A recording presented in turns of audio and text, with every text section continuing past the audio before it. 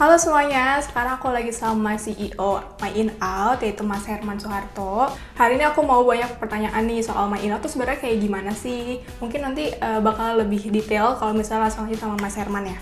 Halo Mas Herman. Halo Elin. Aduh, senang banget hari ini ketemu sama Mas Herman ya. Jadi bisa lebih banyak nanya-nanya nih soal Ayo. Sebenarnya Boleh. Ayo tuh apa sih Mas?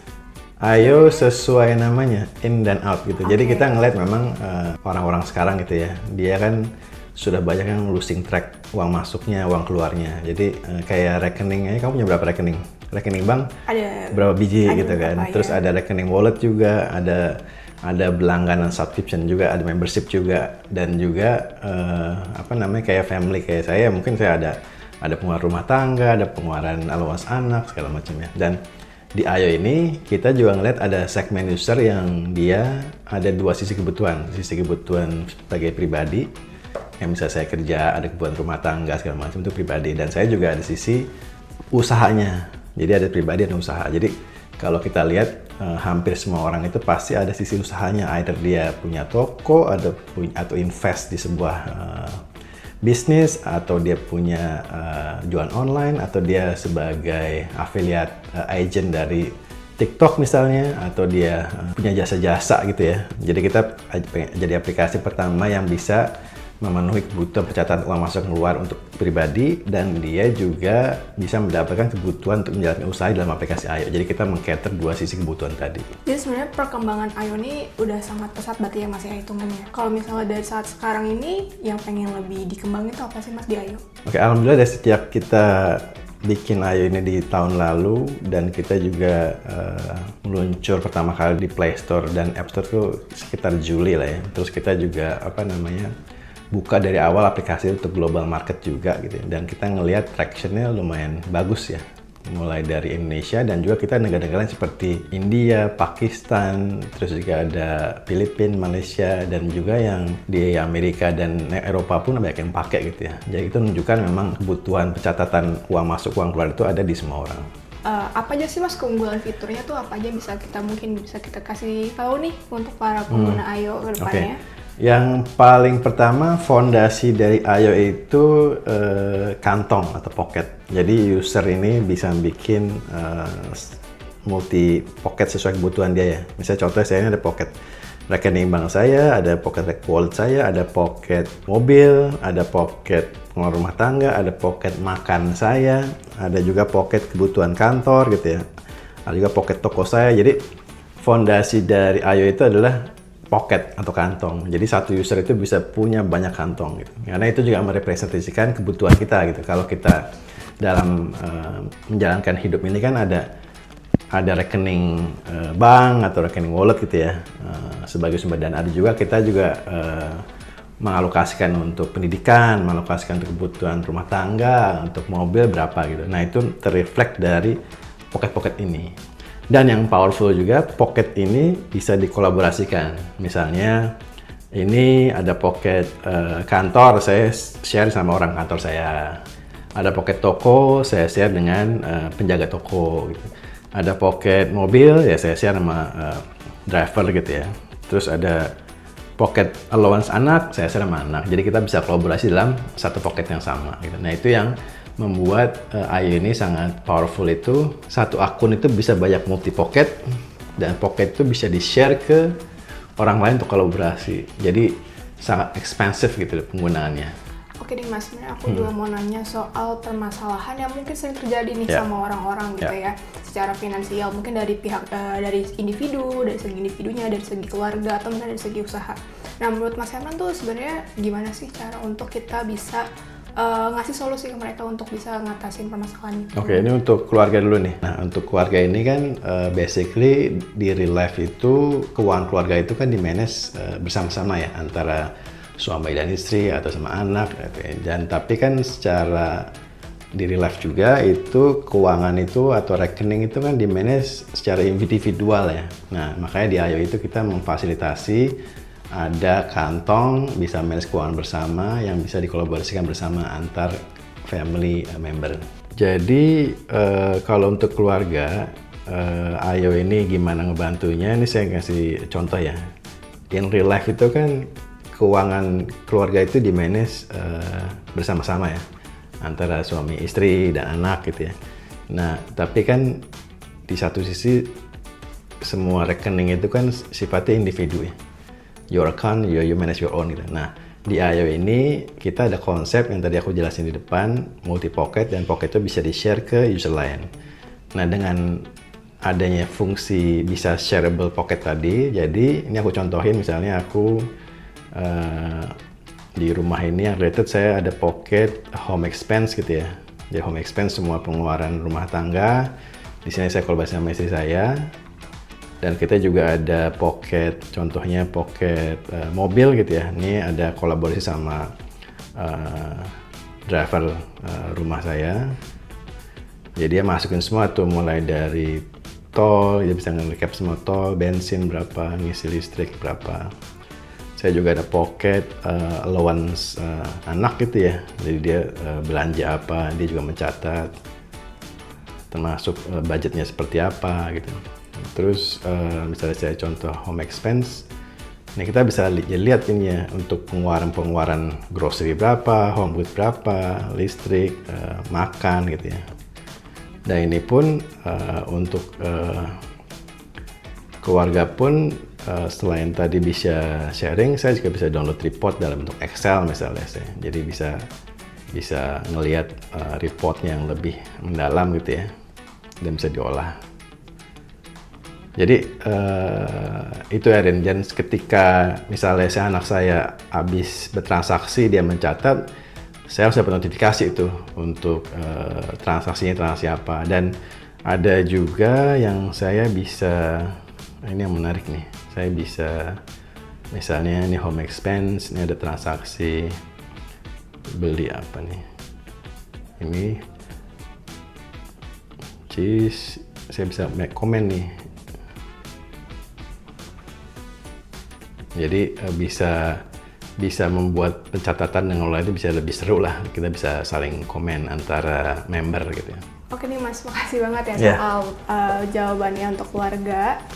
Soalnya aku mau nanya juga sih, untuk dari segi UMKM mungkin Mas, jadi pencatatan jadi digital tuh kayak gimana sih Ayo tuh bisa dipakai ke segala macamnya? Mungkin boleh Mas jawab ya. Ya benar Elin, jadi kalau Ayo itu kan tadi saya bilang di awal itu ada punya dua sisi ya, sebagai untuk kebutuhan pribadi sama kebutuhan bisnis. Nah kita ngelihat memang masuk ke sektor UMKM yang kamu bilang, UMKM ini kan banyak, based on research kita itu hampir 90% dari UMKM itu dijalankan sama keluarga. Dan majority dari mereka itu juga banyak yang menjalankan itu sebagai sampingan lah ya. Nah ini makanya di Ayo ini selain tadi untuk kebutuhan pribadi dan keluarga, itu juga bisa untuk keperluan bisnisnya dia. Termasuk misalnya dia punya toko ya. Misalnya saya punya toko UMKM, nah gimana Ayo bisa ngebantu nih.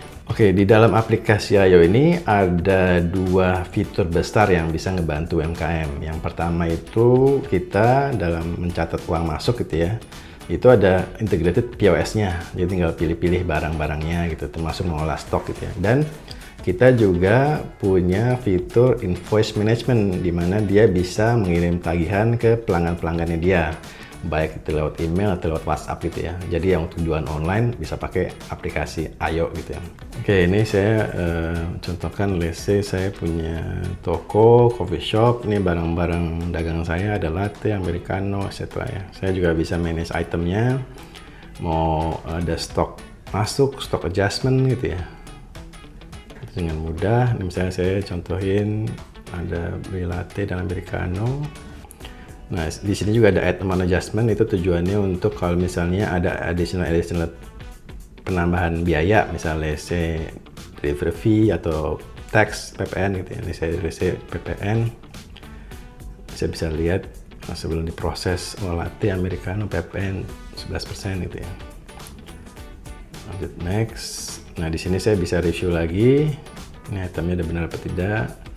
Nah di sini saya bisa attach image, dan saya bisa melanjutkan ini sebagai langsung complete as entry, atau lanjut ke payment, atau menjadikan sebagai invoice, atau menjadikannya sebagai draft kayak open bill gitu. Nah saya menjadikan sebagai payment. Saya mencatat saya bayarannya dari debit misalnya ya. Submit. Nah setelah komplit, ini saya juga bisa ship menjadi stroke ya, yang ada logo merchantnya gitu, ada informasi tokonya, ada itemnya yang bisa saya kasih ke pelanggan gitu ya.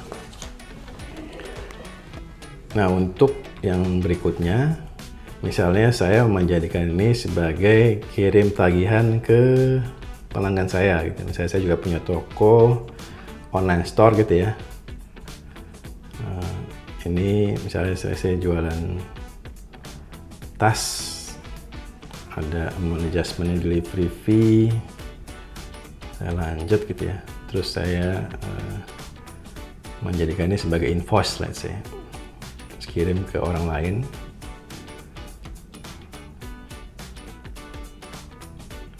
Terus kirim ke yang saya mau tagih. Saya kirim tagihan ke masukin email orang yang ditagihnya.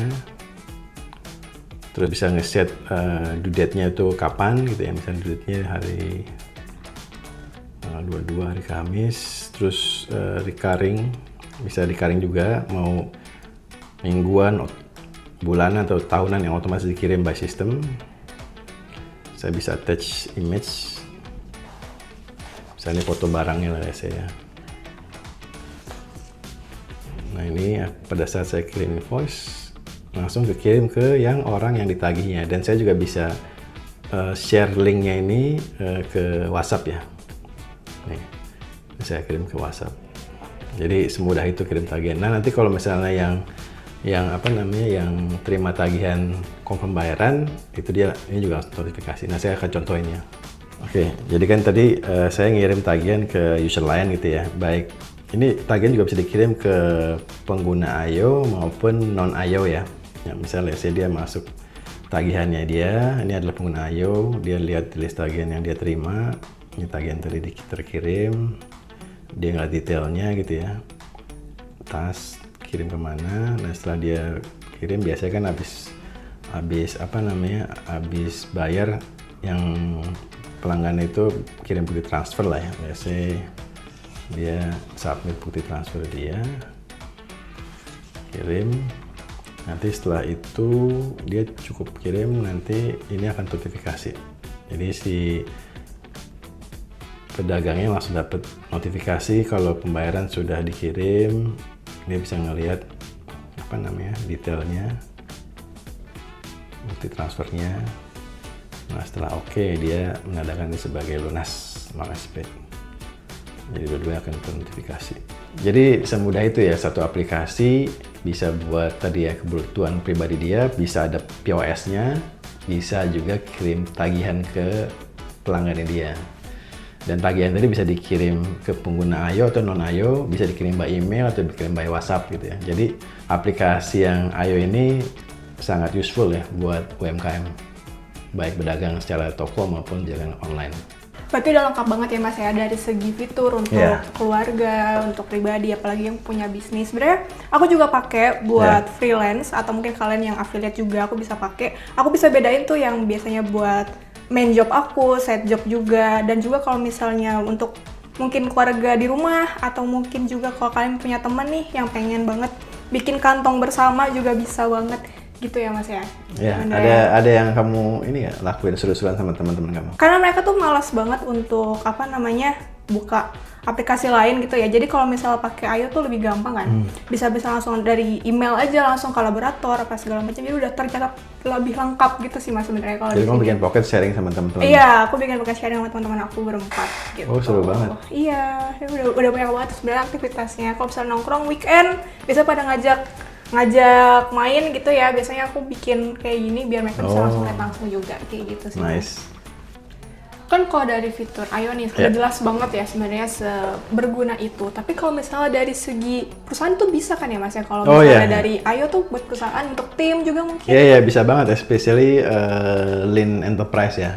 Justru kita juga ngeliat IO ini sebagai solusi. Kan mungkin masih banyak juga perusahaan yang dia still manual ya, dan dia juga belum punya proper let's say accounting system atau ERP gitu. Jadi dia masih manual. Nah, dengan IO actually dia bisa pakai aplikasi ini buat urusan kantor. Nah, ini saya kasih contoh ya. Nah, untuk perusahaan gitu ya, gimana caranya mereka bisa pakai IO dan gimana bisa bantu perusahaan itu. Ini saya contohin misalnya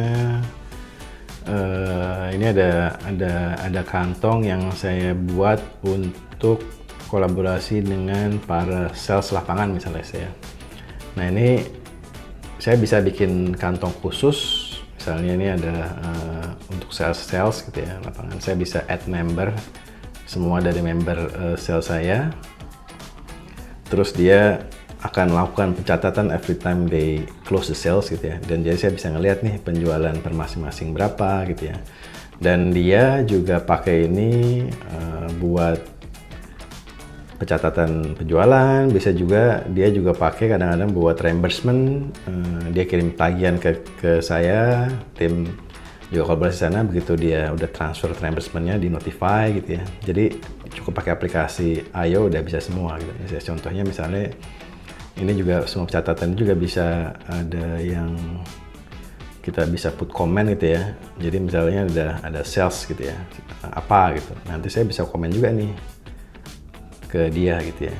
Ada kayak chat gitu ya. Jadi kalau reimbursement juga sama. Ini ada reimbursementnya approve gitu ya. Nah, itu bisa pakai aplikasi IO cukup untuk semua hal. Dan dia juga bisa misalnya tim finance-nya download report as Excel gitu ya. Nanti reportnya ini juga bisa diolah lagi buat laporan keuangan perusahaan segala macam. Itu udah ada dalam aplikasi IO, bisa di-download juga gitu. Jadi itu yang kita lihat gimana IO bisa ngebantu perusahaan, terutama perusahaan-perusahaan yang belum punya proper system. Dia bisa start sama IO. Ini juga sangat mudah kan, misalnya perusahaan IO yang punya kru di lapangan gitu ya, punya perusahaan travel yang punya driver di lapangan atau sales di lapangan gitu ya, atau punya pegawai-pegawai yang buat tadi reimbursement, itu pakai aplikasi semua tercatat dan semua terlihat secara real time dan transparan antar user. Jadi sebenarnya udah lengkap banget nih Mas ya, dari segi fitur IO tuh, dari untuk keluarga, pribadi, side hustle, mungkin UMKM, perusahaan juga udah bisa. Nah sebenarnya ini tuh sangat-sangat menguntungkan juga buat kalian yang mau coba. Nah untuk terakhir nih Mas, mungkin ya, IO nih untuk pengguna IO berikutnya tuh gimana ya Mas? Kita di IO itu punya misi membuat habit yang sehat gitu ya. Ketika orang itu udah mulai mencatat secara rutin, nah itu akan menjadi habit tuh. Jadi kalau memang ada yang nggak tercatat tuh kayak merasa ada yang kurang gitu ya. Dan kalau kita lihat kan orang ini mostly kalau kita melakukan research ya mereka tahu ya, kadang-kadang mereka nggak merasa on track lah dari sisi income, expense-nya ya. Tapi mereka juga bingung nih mau gimana startnya. Kadang tapi udah ada segmen juga yang udah mulai mencatat di notes atau di Excel atau di Google Sheet gitu. Atau mungkin dia berapa, kalau kita tanya itu banyak tuh yang udah mulai mencatat. Nah itu kan banyak hal yang mestinya bisa better lah. Nah makanya IO itu menjawab itu tuh. Dengan mencatat di aplikasi IO, everything juga lebih terstruktur, lebih trackable, lebih merasain kontrol lah gitu ya. Dan powerfulnya kita kan bisa dikolaborasikan gitu. Saya bilang tadi, real life itu, finance itu kolaboratif gitu ya. Tapi dengan kondisi akun financial itu yang individualistik, jadi ya orang nggak bisa collaborate gitu ya. Nah itu di IO kita bisa collaborate.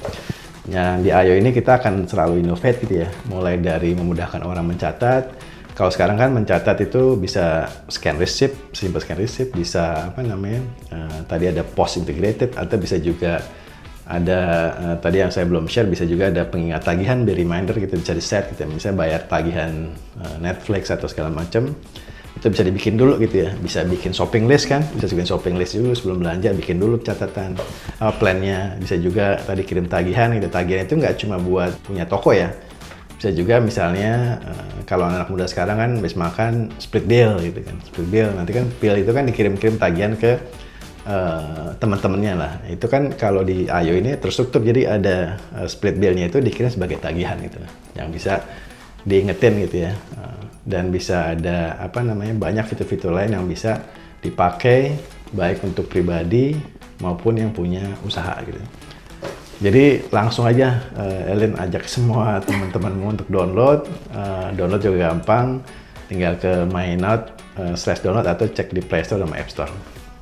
Jadi buat teman-teman yang udah mungkin punya permasalahan yang sama gitu ya, bisa banget langsung download aja IO di Play Store dan App Store kalian segala. Yang udah terdaftar semuanya. Dan terima kasih banyak Mas Herman untuk waktunya. Mungkin itu dulu kali Mas ya.